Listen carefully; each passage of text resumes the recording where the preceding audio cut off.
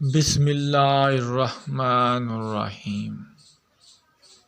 شروع اللہ کے نام سے جو بڑا مہربان نہایت رحم والا ہے۔ آپ نے ابھی تک ہمارے چینل پاک ٹیوب 786 کو سبسکرائب نہیں کیا تو سبسکرائب کر لیں، ویڈیو کو بھی لائک کر لیں، بعد میں آپ بھول جاتے ہیں۔ ویڈیو شروع کرتے ہیں۔ پتہ نہیں یہ برائی کیوں اتنی وزن دار ہوتی ہے، لاکھ اچھائیوں پر غلبہ پا جاتی ہے۔ ہم انسان کسی کی ایک برائی کی وجہ سے اس کے لاکھ اچھائیوں کو بھلا دیتے ہیں، پھر وہی ایک برائی دل میں سدا زندہ رہتی ہے، مگر اچھائیاں زندگی بھر کے لیے مٹ جاتی ہیں۔ اپنے سے کمزور کے ساتھ کیا جانے والا سلوک ہی انسان کا اصل اخلاق ہوتا ہے۔ مت بھاگو ان کے پیچھے جن کو تمہارے آگے اور بھی لوگ نظر آتے ہیں۔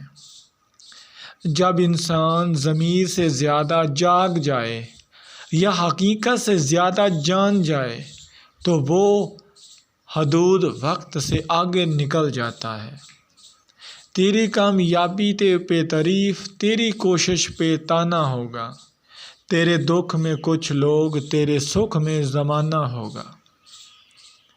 جب آپ خود کی بہتری پر توجہ دیتے ہیں تو آپ کی صلاحیتیں بڑھتی ہیں، اور جب اپنے یا دوسروں کی خامیاں دیکھتے رہتے ہیں تو آپ میں خرابیاں بڑھنے لگتی ہیں۔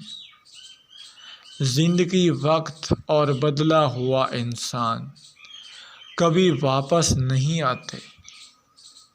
ہمیں گرتا ہوا دیکھنا چاہتے ہیں، ہمارا سہارا لے کر اٹھنے والے لوگ۔ ہر چیز کو دوسرا موقع مل جاتا ہے سوائے اعتماد کے۔ اگر تم نے کسی کے اعتماد کو ٹھیس پہنچائی تو وہ کبھی بھی دوبارہ تم پر بھروسہ نہیں کرے گا۔ تمام پریشان حال لوگوں کو تمہارا مشورہ نہیں چاہیے ہوتا، کچھ کو ایک ہاتھ چاہیے ہوتا ہے جسے وہ پکڑ سکی، ایک کان چاہیے ہوتا ہے جو ان کن سے، اور ایک دل چاہیے ہوتا ہے جو ان کو سمجھے۔ لوگ دیوار کے اس پار نہیں دیکھتے، شکل اچھی ہو تو کردار نہیں دیکھتے۔ آج عمل ہوگا، احساب نہیں ہوگا، کل احساب ہوگا، عمل نہیں ہوگا۔ قناعت سے کوئی شخص بھوکا نہیں مر جاتا، اور ہار سے کوئی بادشاہ نہیں بن جاتا۔ بہترین کلام وہی ہے جس میں الفاظ کم اور معنی زیادہ ہوتے ہیں۔ بڑے آدمی کے حال کی سب سے بڑی خرابی اس کا ماضی ہوتا ہے جو بھلائی نہیں بھولتا۔ سمجھدار انسان دوسرے کی غلطیوں سے سیکھتا ہے، اور ہم دوسروں کی غلطیاں سنبھال کر رکھتے ہیں تاکہ بوقت ضرورت اپنی غلطیوں کی دفع کے لیے استعمال کر سکے۔ جب کسی کے لیے آپ کا ہونا نہ ہونا برابر ہو تو اس کو اپنے ہونے کا بار بار احساس دلاتے رہنا بے معنی ہے۔ ہر کھو جانے والی چیز کا نام بدل ہوتا ہے سوائے اس کے کہ آپ اپنا آپ کھو دیں۔ ماحول کی کڑواہٹ جب خون کا حصہ بنتی ہے تو خود بخود لہجوں سے مٹھاس کم ہو جاتی ہے۔ سورج اور والد کی گرمی برداشت کرنا سیکھو، کیونکہ جب یہ ڈوب جاتے ہیں تو ہر طرف اندھیرا چھا جاتا ہے۔ اسے تو خاموشی بہتر ہے کہ کسی کو دل کی بات کہہ کر پھر سے کہا جائے کہ کسی نے نہ کہنا۔ ہم محبت کرنے والے بھی بڑے عجیب ہوتے ہیں۔ ایک بندہ ہم نے چن رکھا ہوتا ہے جس کے بغیر جی نہیں سکتے، اور اس کے بغیر جیے بھی جاتے ہیں۔ حقیقت پر مبنی 8 روحانی مشاہدات۔ پہلا، وہ گھر جس کے صحن میں درخت کاٹ دیا جائے، وہ گھر بہت مشکل سے آباد ہوتا ہے، اور جب بھی کسی گھر کو اجڑتا دیکھیں، آپ تحقیق کر کے دیکھ لیں، اس گھر کے بربادی درخت کاٹنے سے شروع ہوتی ہوگی۔ دوسرا، جس گھر سے پرندوں، جانوروں اور چیونٹیوں کو رزق ملتا رہے، اس گھر سے کبھی رزق ختم نہیں ہوتا۔ آپ تجربہ کر لیں، آپ پرندوں، بلیوں، کتوں اور چیونٹیوں کو کھانا دانا اور پانی ڈالنا شروع کر دیں، آپ کے گھر کا کچن بند نہیں ہوگا، آپ پر رزق کے دروازے کھلے رہیں گے۔ تیسرا، اللہ تعالیٰ غریبوں میں کپڑے تقسیم کرنے والوں کو کبھی بے عزت نہیں ہونے دیتا۔ آپ اگر چاہتے ہیں آپ کے مخالفین آپ کو بے عزت نہ کر سکیں، تو آپ غربا میں کپڑے تقسیم کرنا شروع کر دیں۔